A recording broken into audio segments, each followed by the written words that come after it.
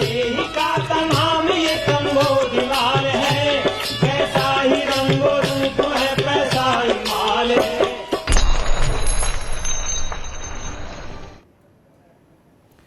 नमस्कार, मैं हूं शुभम शंकर। स्वागत है आपका मनी 9 में। सबसे जरूरी, सबसे बड़ी राष्ट्रीय अंतर्राष्ट्रीय खबरों के साथ तैयार है मनी सेंट्रल। मनी 9 के एडिटर अंशुमान तिवारी जी मेरे साथ हैं। सर, बहुत स्वागत है आपका। आज की सबसे ज़रूरी खबर कौन सी है जो जेब के लिए, ज़िंदगी के लिए असर डालेगी? शुभम, मनी सेंट्रल में आपका भी स्वागत है और सारे दर्शकों का स्वागत है। क्या भारतीय टेलीकॉम बाजार में 2 या 3 कंपनियों का एकाधिकार या मोनोपोली या डुओपोली खत्म होने का रास्ता खुल गया है? 5G की नई लाइसेंसिंग के नियम जिनको कैबिनेट ने मंजूरी दी है वो क्या बता रहे हैं भारत के टेलीकॉम बाजार के बारे में, और आपके पास कब तक पहुंचेगी 5G की सेवा? क्या भारत के टेलीकॉम बाजार में बड़ा उलटफेर होगा? हमारे लिए आज की सबसे बड़ी खबर ये है। लेकिन इसके साथ एक और बड़ी खबर है, जिन रोजगारों की घोषणा हुई है 10 लाख रोजगारों की, वो कब तक मिल पाएंगे और कैसे मिल पाएंगे, हम ये भी जानने की कोशिश करेंगे। बिल्कुल। और क्या जानेंगे इस शो में, किन मुद्दों पर चर्चा होगी, उसके लिए देखिए ऑन द शो। शुरुआत होगी ओपेक देशों के उत्पादन से। क्यों घट गया ओपेक देशों का उत्पादन? बात तो बढ़ाने की चल रही थी लेकिन वहां घट गया। 10 लाख नौकरियों की राह में कितने रोड़े? क्या है एनबीएफसी के लिए कर्ज महंगा होने का मतलब? कितना गहरा है क्रिप्टो का नया संकट? जी हां, क्रिप्टो में अब नया संकट खड़ा हो गया है। और चलते चलते हम जानेंगे, खत्म होगा टेलीकॉम कंपनियों का एकाधिकार और कब तक आएगा 5G? इस पर भी चर्चा करेंगे अंशुमान जी के साथ। शुरुआत ओपेक से। ओपेक देशों के तेल उत्पादन में कमी का आंकड़ा जैसे ही मंगलवार को सामने आया, कच्चे तेल के भाव में फिर उछाल आ गया। मंगलवार को ब्रेंट क्रूड का भाव $125 तक चला गया था। फिलहाल भाव $122 के करीब है। अप्रैल के मुकाबले मई के दौरान ओपेक देशों के रोजाना तेल उत्पादन में 1.76 लाख बैरल की कमी आई है। इन देशों ने मई के दौरान रोजाना 285 लाख बैरल का उत्पादन किया। उत्पादन में ज़्यादा कमी लीबिया और नाइजीरिया में दर्ज की गई है। इसके अलावा ईरान और इराक के भी उत्पादन में कमी आई है। इन देशों के तेल उत्पादन में जो कमी आई है उसकी कुछ भरपाई सऊदी अरब ने ज़रूर पूरी की है, लेकिन संगठन का कुल उत्पादन अभी वैसा नहीं रहा जैसा अप्रैल के दौरान रहा था। सर, ओपेक देश तो तैयारी इस बात की कर रहे थे कि उत्पादन बढ़ेगा, इस बात की उम्मीद भी थी, लेकिन यहाँ तो उत्पादन घट गया। ऐसा क्यों हुआ? शुभम, हम लोगों ने जब ओपेक देशों की बैठक, जो वियना में बैठक हुई थी, उसको कवर किया था और मनी सेंट्रल के दर्शकों को याद होगा, उसी समय हमने बताया था कि ओपेक देश जितना कमिटमेंट कर रहे हैं उत्पादन बढ़ाने का, उनके पिछले उत्पादन के लक्ष्य भी पूरे नहीं हो पाए, क्योंकि कई अर्थव्यवस्थाएं या कई तेल उत्पादक देश ओपेक के भीतर ऐसे हैं जिनके पास क्षमताएं नहीं है। अब जो ताजे आंकड़े आए, उन्होंने बाजार में कच्चे तेल की कीमतों को कम होने के बजाय बढ़ा दिया। जो ताजे आंकड़े, उनके हिसाब से ओपेक देशों का जो डेली प्रोडक्शन टारगेट है वो 2.7 मिलियन बैरल पर डे के हिसाब से कम हुआ है। यानी इतना उत्पादन तो जो पहले से करना था उसमें कमी आई है। सबसे ज़्यादा नुकसान हुआ है नाइजीरिया में, अंगोला में और गिनिया और कांगो में। नाइजीरिया में सबसे ज़्यादा दिक्कत है, क्योंकि नाइजीरिया में का जो तेल उत्पादन है वो काफ़ी नीचे चला गया और उसका असर हमें ओपेक देशों के कुल उत्पादन पर दिखाई दे रहा है। अब दिक्कत और उलझन ये है कि जैसी बात पहले से कही जा रही थी कि ओपेक देश जितना कमिटमेंट कर रहे हैं अंतर्राष्ट्रीय बाजार में तेल छोड़ने का, बाकी ओपेक अर्थव्यवस्थाएं, सऊदी अरब और अमीरात छोड़कर कुछ अर्थव्यवस्थाएं ऐसी स्थिति में नहीं हैं कि वो अचानक तेल उत्पादन में इतनी ज़्यादा बढ़ोतरी कर सकें, और रूस के तेल की आपूर्ति बाजार में सीमित है और इसलिए अंतर्राष्ट्रीय बाजार में कच्चे तेल की कीमतों में कोई कमी नहीं आ रही। अब केवल सऊदी अरब, कुवैत और अमीरात 3 देश ऐसे बचते हैं शुभम, जिनके पास स्पेयर कैपेसिटीज हैं, जिनके पास इतनी क्षमताएं हैं कि वो तत्काल उत्पादन में बढ़ोतरी कर सकते हैं। पर वो क्यों करेंगे? क्योंकि ओपेक का पूरा समझौता या ओपेक का गठन उत्पादन बढ़ोतरी के कोटे को अलग अलग देशों की उत्पादन क्षमताओं के हिसाब से बांटता है, और यही वजह है कि तेल की कीमतों में महंगाई लगातार बनी हुई है। और अब आने वाले समय में यह भी बाजार को महसूस हो रहा है कि ओपेक देशों ने तेल उत्पादन में बढ़ोतरी के जो नए लक्ष्य तय किए थे अंतर्राष्ट्रीय दबाव के बाद, उन्हें भी वो शायद पूरा नहीं कर पाएंगे। ऊर्जा बाजार से एक और खबर थी। मध्य पूर्व के अलावा दूसरी खबर जो थी वो थी यूरोप से। सर, यूरोप में गैस की कीमतों में अचानक तेजी देखी गई। वहाँ ऐसा क्या हुआ? 13% की तेजी गैस की कीमतों में आई है। जो डच TTF हब का प्राइस है वो कल शाम को 13% बढ़ा था। और गैस की कीमतों ने, यूरोप की गैस की कीमतों ने अमेरिका और बाकी बाजारों पर भी असर डाला। गैसप्रॉम जो कि नॉर्ड स्ट्रीम पाइपलाइन से जर्मनी को गैस की आपूर्ति करती है, उसकी आपूर्ति में करीब 40% की कमी आई। बताया जा रहा है कि तकनीकी कारण है, लेकिन चूंकि रूस के साथ संबंध अच्छे नहीं हैं और रूस पर प्रतिबंध लगा हुआ है, तो कई तरीके के कयास बाजार में तैर रहे हैं कि गैसप्रॉम जर्मनी को जाने वाली गैस की आपूर्ति में कमी कर रही है। एक वजह यह भी है। हालांकि गैसप्रॉम का कहना यह है कि कई सारी तकनीकी दिक्कतें थी, कुछ इक्विपमेंट्स में प्रॉब्लम थी, लेकिन कच्चे तेल की कीमतों में के साथ गैस भी आगे बढ़कर खड़ी हो गई है। तात्कालिक तौर पर यूरोप के बाजार में नेचुरल गैस की कीमतों में काफ़ी बड़ी तेजी हमें दिखाई दी। और यूरोप की ये सबसे बड़ी मुसीबत है वहाँ की महंगाई में कि एनर्जी के प्राइसेस उसमें सबसे ज़्यादा कंट्रीब्यूट कर रहे हैं। अगली खबर रोजगार की। सरकार अगले 1.5 साल के दौरान सरकारी विभागों में 10 लाख नौकरियां देने जा रही है। मंगलवार को प्रधानमंत्री कार्यालय की तरफ से इसकी जानकारी दी गई है। योजना ये है कि सरकार के अलग अलग विभागों में खाली पड़े पदों को भरकर ये नौकरियां दी जाएंगी। आंकड़ों को देखें तो सबसे ज़्यादा नौकरियां डिफेंस विभाग में दी जा सकती हैं। डिफेंस विभाग में करीब 2,47,000 पद खाली पड़े हुए हैं। इसके अलावा रेलवे में 2,37,000 और गृह विभाग में 1,28,000 पद खाली पड़े हुए हैं। खाली पद अन्य सरकारी विभागों में भी हैं। सरकारी विभागों में जो पद खाली पड़े उनमें 7,67,000 पद जो ग्रुप सी के हैं और बाकी ग्रुप ए के तथा ग्रुप बी के हैं। सरकार क्या अपना आकार बढ़ाएगी? क्योंकि नई नौकरियां देगी, नए अधिकारी बनेंगे तो इसका मतलब सरकार के खर्चे बढ़ेंगे। शुभम, ये कल बड़ी सरकार की तरफ से बड़ी घोषणा थी और सरकार की हाल फिलहाल के दशकों में, वर्षों के हाल फिलहाल के दशक में इतना बड़ा सरकारी भर्ती अभियान या सरकारी कर्मचारियों की संख्या बढ़ाने का अभियान हमारे सामने नहीं आया था। और इस पर बहुत सारे सवाल लोगों के दिमाग में घुमड़ रहे थे, जिन्हें हम आज अलग अलग सवालों की रोशनी में समझने की कोशिश करेंगे कि ये लक्ष्य जो रखा गया है 1.5 साल में 10 लाख नौकरियां देने का, और इसके अलावा सेना में जो टूर ऑन ड्यूटी या जो शॉर्ट सर्विस के लिए जिन लोगों को हायर किया जाएगा, रखा जाएगा, वो कितना संभव है और किस तरह से हो सकता है। तो पहला सवाल जो आपने शुभम पूछा वो महत्वपूर्ण सवाल इसलिए है क्योंकि सरकार, जो कल का आंकड़ा हमें दिखाई दिया और जो आर्मी का आंकड़ा दिखाई दिया, उस हिसाब से ऐसा लगता है कि सरकार को अपने रेगुलर एम्प्लॉयमेंट में हर साल 15% की बढ़ोतरी करनी पड़ेगी। कम से कम जितनी नौकरियां सरकार अपने ढांचे में देती थी उससे 15% की बढ़ोतरी करनी पड़ेगी। अब यहाँ एक पैराडॉक्स है, अंतर्विरोध है। संसद को, राज्यसभा को हाल में ही सरकार ने बताया था कि सरकारी कर्मचारी जो रेगुलर जॉब्स में हैं, वेरियस गवर्नमेंट डिपार्टमेंट्स में 2019-20 का आंकड़ा दिया था, वो करीब 3.13 मिलियन है, यानी 3.1 मिलियन के आसपास लोग कर्मचारी सरकारी सेवाओं में हैं। जो आंकड़े हमारे पास उपलब्ध हैं, जो वित्त आयोग ने, जो ताज़ा वित्त आयोग था, उसने जो आंकड़े पेश किए थे अपनी रिपोर्ट में, उस हिसाब से पिछले 3 सालों में शुभम भारत में सरकारी कर्मचारी, जो रेगुलर सरकारी कर्मचारी हैं, उनकी संख्या में लगातार गिरावट आ रही है। यानी सरकार आधिकारिक रूप से तमाम रिपोर्ट्स में, इकोनॉमिक सर्वे में और तमाम चर्चाओं में यह कहा जा रहा था कि सरकार का आकार छोटा होना चाहिए, और उस आकार का छोटा होना हमने देखा।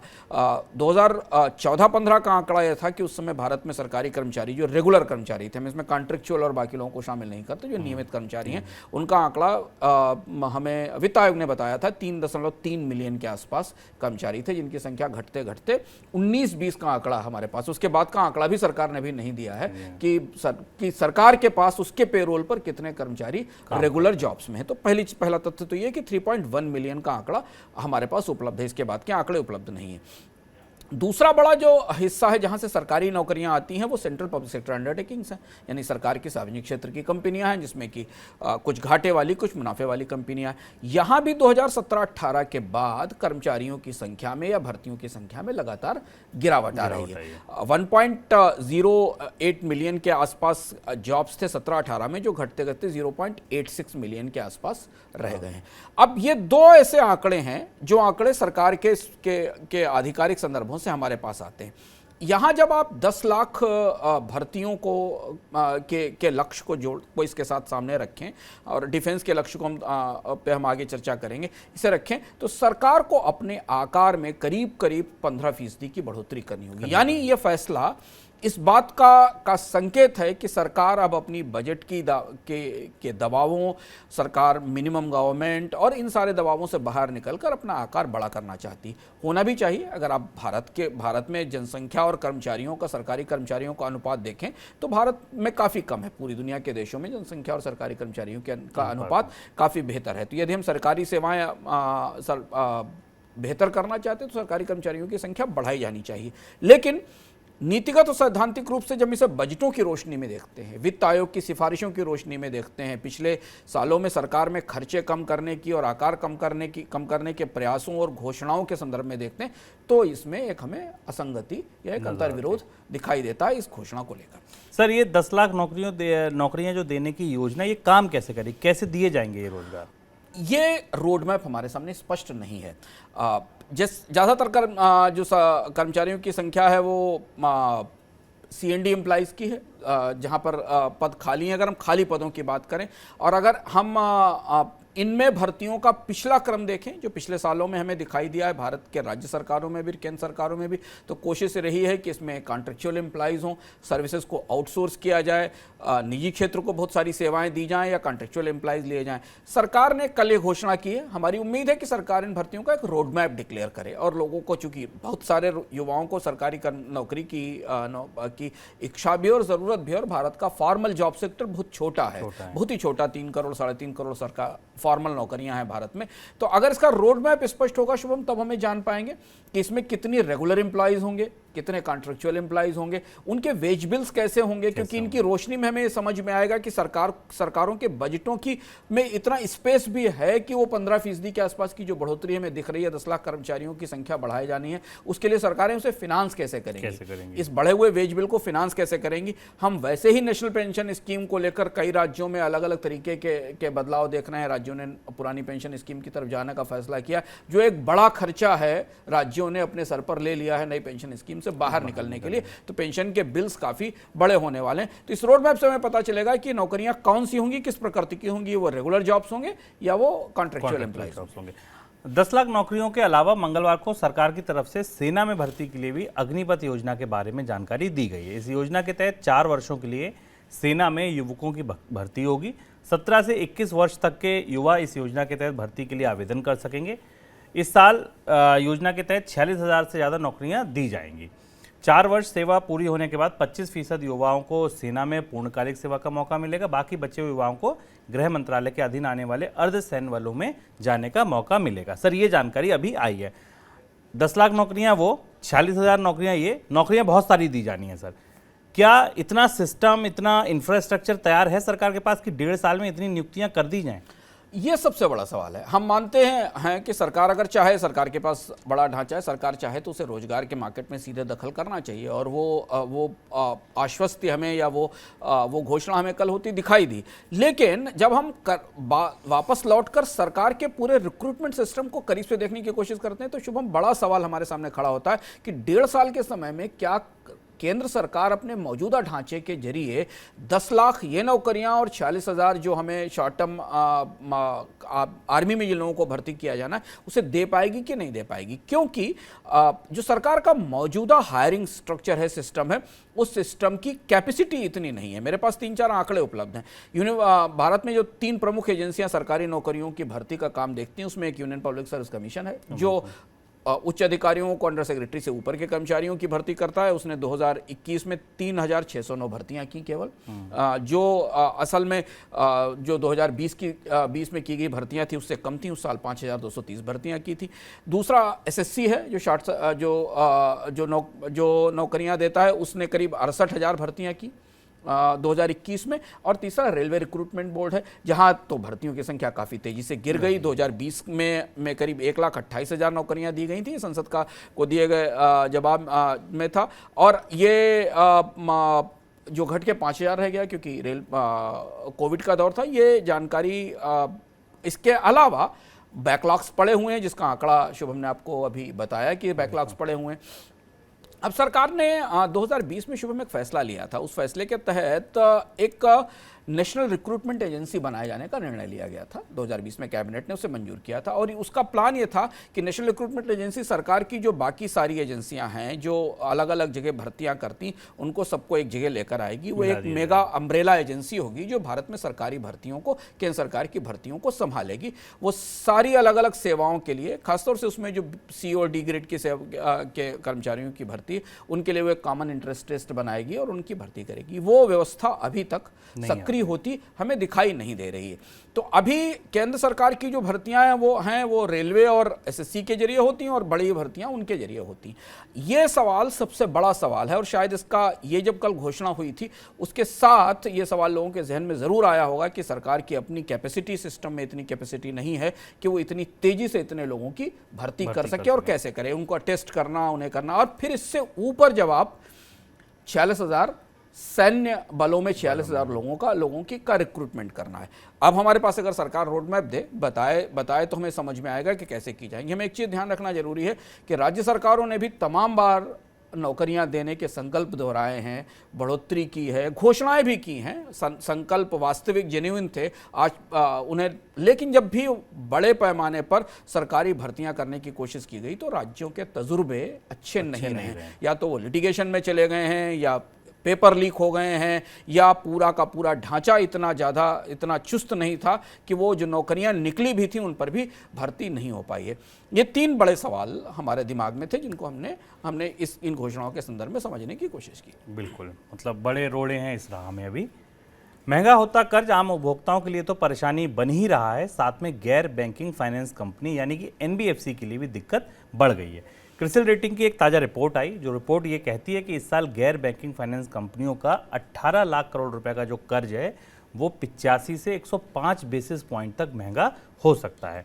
क्रिसिल की रिपोर्ट के अनुसार एनबीएफसी कंपनियों का लगभग 15 लाख करोड़ रुपए का कर्ज ऐसा है जिसकी इस साल रिप्राइसिंग होनी है, यानी कि जिसमें कितने प्रतिशत पे वो कर्ज दिया जाएगा उसको बदला जाएगा। इसके अलावा कर्ज अदायगी में ग्रोथ की संभावना को देखते हुए अतिरिक्त 3 लाख करोड़ रुपए का कर्ज भी महंगा हो सकता है। सर, एनबीएफसी के लिए कर्ज महंगा होना भारत के कर्जदारों के कौन से वर्ग को सबसे ज़्यादा प्रभावित करेगा, इसके मायने क्या हैं?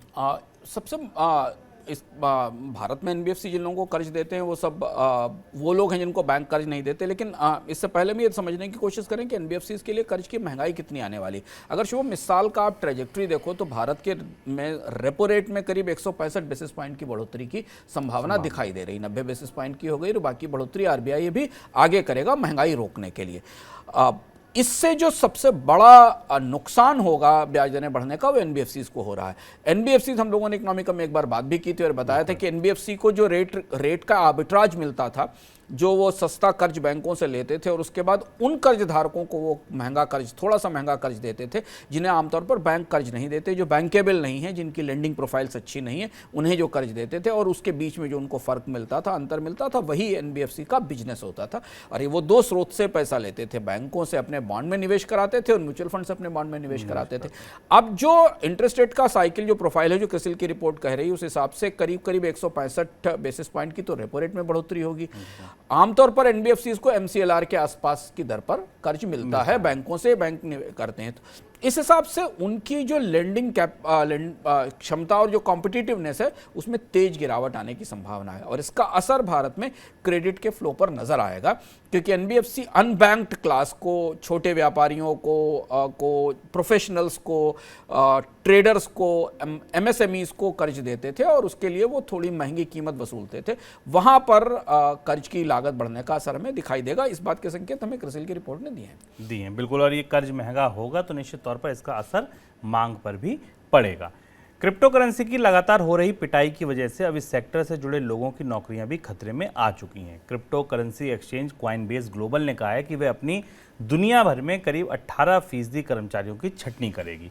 अधिकतर क्रिप्टो करेंसी में लंबे समय से गिरावट बनी हुई है। सबसे लोकप्रिय बिटकॉइन का भाव $68,000 की ऊंचाई से घटकर अब $21,000 तक आ गया है।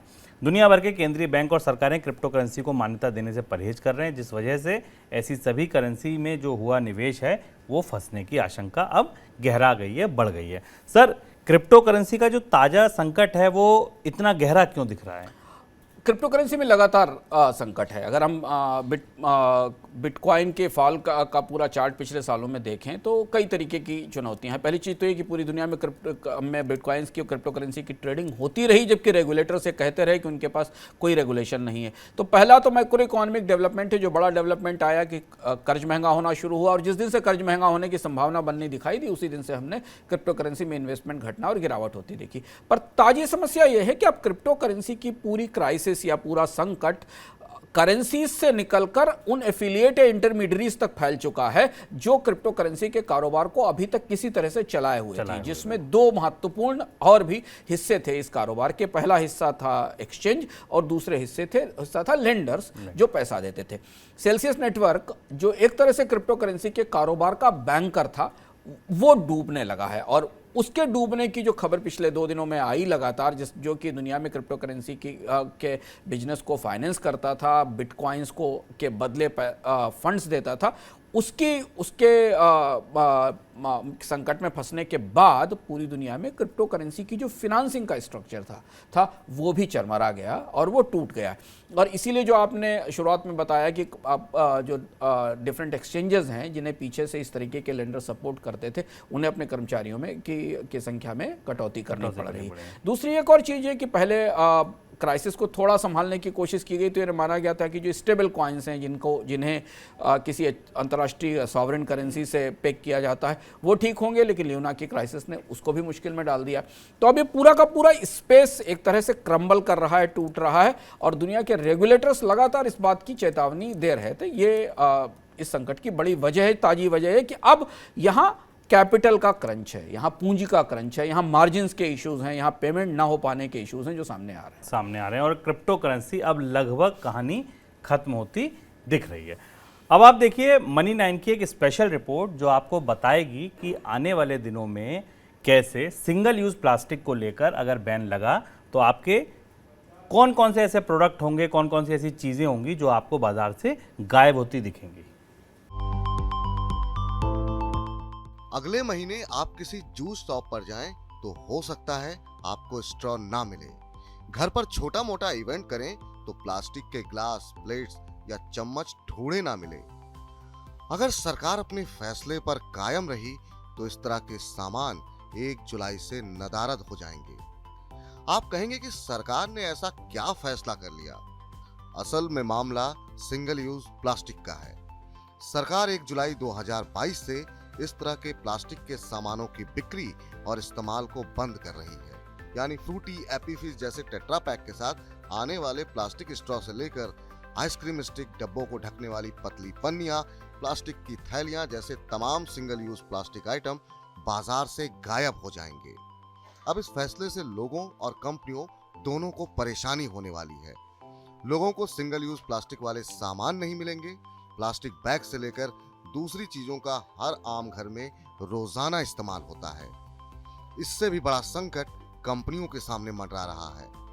फ्रूटी, एपी जैसे जूस और ड्रिंक बनाने वाली पार्ले बड़ी मुश्किल में है। कंपनी के सामने स्ट्रॉ का संकट मंडरा रहा है। अमूल को भी ऐसी ही चिंता सता रही है। कंपनी को हर रोज 10 से 12 लाख स्ट्रॉ की जरूरत होती है। कंपनी को इतने पेपर स्ट्रॉ मिलना मुश्किल है। डेडलाइन नजदीक आने के साथ ही FMCG industry, restaurant, packaging industry की चिंता बढ़ती जा रही है। सिंगल यूज प्लास्टिक का बाजार करीब 80,000 करोड़ रुपए का है। करीब 10,000 छोटे मोटे कारोबार इस काम से जुड़े हुए हैं। ये सेक्टर बड़े पैमाने पर नौकरियां भी देता है। देश भर में 3 से 4 लाख लोगों की आजीविका इसी पर टिकी हुई है। अभी प्लास्टिक के स्ट्रॉ मिलते हैं। पेपर स्ट्रॉ की बाजार में किल्लत है क्योंकि देश में ऐसे प्रोडक्ट्स की मैन्युफैक्चरिंग कैपेसिटी इनकी आने वाली डिमांड के मुकाबले बेहद कम है। इनकी कीमतें भी प्लास्टिक स्ट्रॉ से काफी ज्यादा हैं। सिंगल यूज प्लास्टिक ऐसे प्रोडक्ट होते हैं जिन्हें एक दफा इस्तेमाल करके फेंक दिया जाता है। बड़े पैमाने पर इस्तेमाल के चलते ऐसे प्लास्टिक प्रोडक्ट्स देश के लिए बड़ी समस्या बन गए हैं। आंकड़े बताते हैं कि 2019-20 में देश में 34 लाख टन प्लास्टिक कचरा पैदा हुआ था। इससे 1 साल पहले यानी 2018-19 में ये 30.59 लाख टन था। आंकड़े बताते हैं कि देश में हर रोज 26,000 टन प्लास्टिक कचरा पैदा होता है।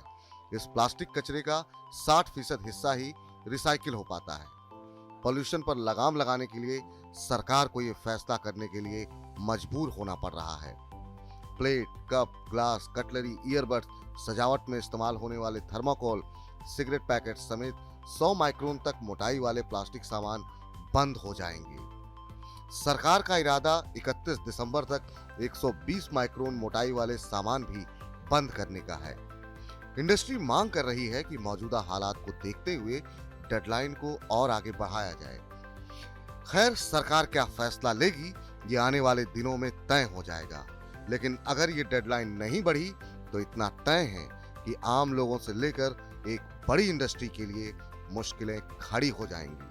मनी 9 के लिए प्रवीण शर्मा। इस बार स्पेक्ट्रम नीलामी में सरकार ने टेलीकॉम कंपनियों का एकाधिकार खत्म करने का बंदोबस्त मान लीजिए कर दिया है। अब गैर टेलीकॉम कंपनियां भी स्पेक्ट्रम नीलामी में हिस्सा ले सकेंगी। केंद्रीय कैबिनेट ने बुधवार को 5G स्पेक्ट्रम नीलामी को मंजूरी दे दी है, जिसमें गैर टेलीकॉम कंपनियों को स्पेक्ट्रम नीलामी में भाग लेने की अनुमति दी गई है। कुल 20 वर्षों के लिए स्पेक्ट्रम की नीलामी होगी। लो, मीडियम और हाई फ्रीक्वेंसी के कुल 72,097.85 यानी कि करीब 72,000 मेगाहर्ट्ज स्पेक्ट्रम की नीलामी होगी। लो फ्रीक्वेंसी में जिन बैंड्स की नीलामी होगी उनमें 600, 700, 800, 900, 1800, 2100, 2300 और 2500 मेगाहर्ट्ज की नीलामी होनी है। इसके अलावा मीडियम में 3300 और हाई फ्रीक्वेंसी में 20 गीगाहर्ट्ज स्पेक्ट्रम की नीलामी होगी। स्पेक्ट्रम खरीदने वाली कंपनियों को प्रति मेगाहर्ट्ज कम से कम 490 करोड़ रुपए की कीमत चुकानी होगी और कम से कम 20 मेगाहर्ट्ज स्पेक्ट्रम खरीदना होगा। यानी कम से कम अगर आपको पैन इंडिया यूनिवर्सल कोई लाइसेंस लेना है तो कंपनी की जेब में 10,000 करोड़ रुपए होने चाहिए। सर, सबसे पहले सीधा सा सवाल, स्पेक्ट्रम महंगा होगा या सस्ता होगा? स्पेक्ट्रम तो महंगा है। हाँ, हमने स्पेक्ट्रम की कीमत को लेकर टेलीकॉम कंपनियों, दूरसंचार विभाग और सरकार के बीच काफ़ी खींचतान देखी। जब TRI की रिकमेंडेशन आई और उसके बाद स्पेक्ट्रम की कीमत पिछले साल से कम रखी गई 35-36%। टेलीकॉम कंपनियों का कहना था कि बहुत महंगा स्पेक्ट्रम हो, वो इसमें 50 और 90% तक की कमी मांग रहे थे। उनका मानना था तभी ये सर्विस अफोर्डेबल बनाई जा सकती है। तो स्पेक्ट्रम की महंगाई के मामले में सरकार ने जो कैबिनेट ने डिसीजन लिया है उसमें स्पेक्ट्रम की कीमतों को लगभग रिजर्व प्राइस को वहीं रखा है जहाँ पर उनके पास सिफारिश आई। और महंगाई की अगर आप तुलना करें तो अभी अर्न्स्ट एंड यंग की एक ताजी रिपोर्ट आई थी जिसमें बताया गया था कि भारत में 5G का स्पेक्ट्रम का प्राइस जर्मनी से करीब 2.5 गुना ज़्यादा है UK से करीब 3.8 टाइम्स ज़्यादा है, साउथ कोरिया से करीब 4.4 गुना ज़्यादा है। यानी आमतौर पर भारत का 5G स्पेक्ट्रम दुनिया के अन्य विकसित देशों की तुलना में महंगा होने वाला है। तो इसलिए अगर आप ये माने कि स्पेक्ट्रम की सर्विस भारत में 5G सर्विस सस्ती होने वाली है तो उम्मीद फिलहाल अभी तब तक नहीं दिखाई देती जब तक कि ऑक्शन नहीं होता, और ऑक्शन के समय अगर कंपनियां की सही बोली नहीं लगाती हैं और सरकार को कीमतें कम करने पर बाध्य होना पड़ता तो अलग बात है। लेकिन मौजूदा कीमतों पर स्पेक्ट्रम महंगा ही रहेगा। सरकार इसमें कोई बड़ी रियायत देने के मूड में नहीं लगी, इसलिए कैबिनेट ने कीमतों पर कोई संकेत नहीं दिया। लेकिन सर, कैबिनेट ने जिस बात पर एक संकेत दिया वो मुझे लगता है अब तक की सबसे बड़ी घटना है हाल फिलहाल की, कि जो गैर टेलीकॉम कंपनियां होंगी यानी कि प्राइवेट कैप्टिव जो नेटवर्क होंगे वो भी स्पेक्ट्रम ले सकते हैं। इससे क्या होगा? क्या टेलीकॉम कंपनियों की मोनोपोली खत्म हो सकती है? ये मेरे हिसाब से स्पेक्ट्रम 5G का सबसे बड़ा फैसला है। स्पेक्ट्रम की महंगाई एक तरफ है, 5G महंगा और प्रीमियम सर्विस होगी ये सबको पता था। उसका असर हमें 5G की मांग में दिखाई देगा। लेकिन टेलीकॉम कंपनियां जिस एकाधिकार की डिमांड कर रही थी, जो दबाव वो बना रही थी, उस दबाव को इस पॉलिसी ने कई तरह से तोड़ दिया है। हमें भविष्य बताएगा कि क्या ये पॉलिसी भारत के टेलीकॉम सेक्टर में 5G के दरवाजे से नई कंपनियों के प्रवेश का रास्ता खोलेगी। जब इसका पूरा जो NIA जो इंफॉर्मेशन डॉक्यूमेंट है उसको मैं की एनालिसिस करने की कोशिश हम कर रहे थे तो हमें उसमें 2-3 बेहद महत्वपूर्ण प्रावधान दिखाई दिए। पहले चरण में पहले तो वही कंपनियां हैं जिनके पास यूनिवर्सल लाइसेंसेस हैं। यूनिवर्सल लाइसेंस वाली 3 कंपनियां, इसमें वोडाफोन को आप बाहर कर सकते हैं, जियो और एयरटेल बड़ी कंपनियां हैं जो पैन इंडिया लाइसेंसेस के लिए, पूरे देश के लाइसेंसेस के लिए बिड करेंगी। इस बात की संभावना है, लेकिन सिर्फ वही बिड नहीं करेंगी। सरकार ने 100 करोड़ रुपए की नेटवर्थ वाली किसी कंपनी को भी बिड करने की इजाजत दी, उसके लिए 100 करोड़ के नेटवर्थ की और बाकी कई सारी शर्तें रखी गई हैं। यानी कोई दूसरी कंपनी भी चाहे और वो पैन इंडिया नहीं, किसी छोटे सर्किल में किसी एक जगह जाकर सर्विस देना चाहे तो 5G की सर्विस ले सकती है। यहाँ 5G के मार्केट में डेटा का कमोडिटाइजेशन होने की संभावना दिखाई दे रही है।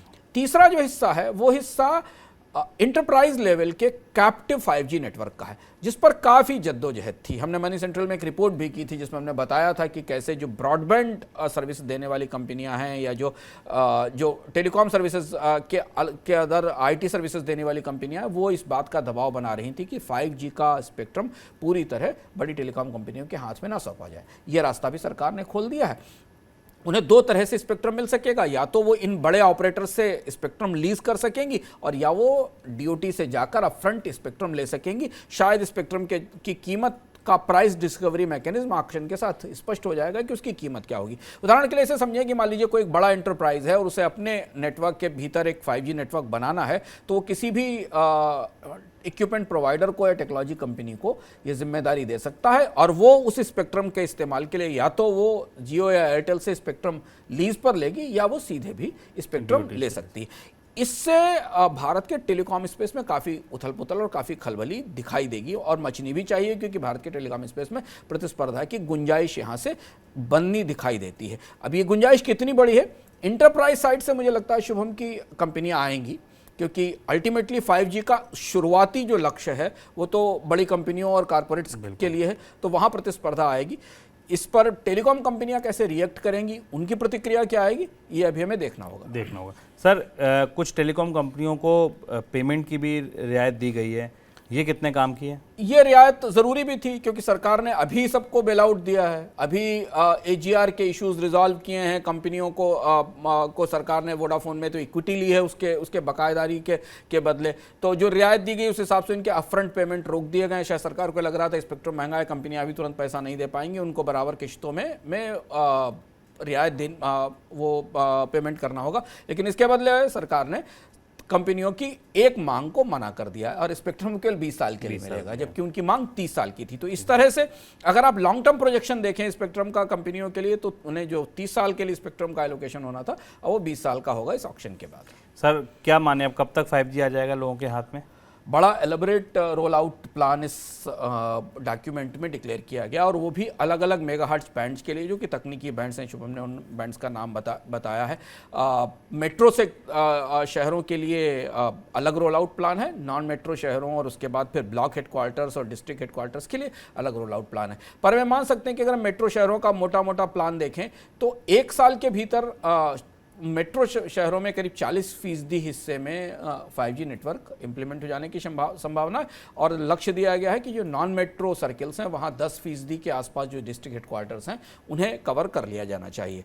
जुलाई के अंत में शायद इसका ऑक्शन होना होगा, उसके बाद ये स्पष्ट होगा कि 5G के रोल आउट की स्पीड क्या होगी, क्योंकि इसमें और भी कई चुनौतीपूर्ण मुद्दे हैं। अभी टेक्नोलॉजी के सिलेक्शन का इशू है कंपनियों के लिए। जो बड़ी कंपनियां पहले से 5G की तैयारी कर रही थी शुभम, जैसे जियो और एयरटेल, इन्होंने अपने टेक्नोलॉजी पार्टनर ढूंढ लिए हैं, इन्होंने उसका ट्रायल शुरू कर दिया है। जो नई कंपनियां आएंगी, अगर वो लाइसेंस लेना चाहती हैं एंटरप्राइज लेवल से या वैसे भी, उन्हें अपने टेक्नोलॉजी सिस्टम्स की तैयारी करनी होगी। तो ये कुछ चीज़ें हैं जो हमें ऑक्शन के बाद समझ में आएंगी। बिल्कुल। तो आज अगर आप 5G को मंजिल मांगनी है तो ये मानिए पहला बड़ा कदम रख गया है और जल्द ही 5G आप तक पहुंचेगा। आज के मनी सेंट्रल में फिलहाल इतना ही। कल आपसे फिर मुलाकात होगी शाम को 7 बजे। फिलहाल दीजिए मुझे और अंशुमान जी को इजाज़त। नमस्कार।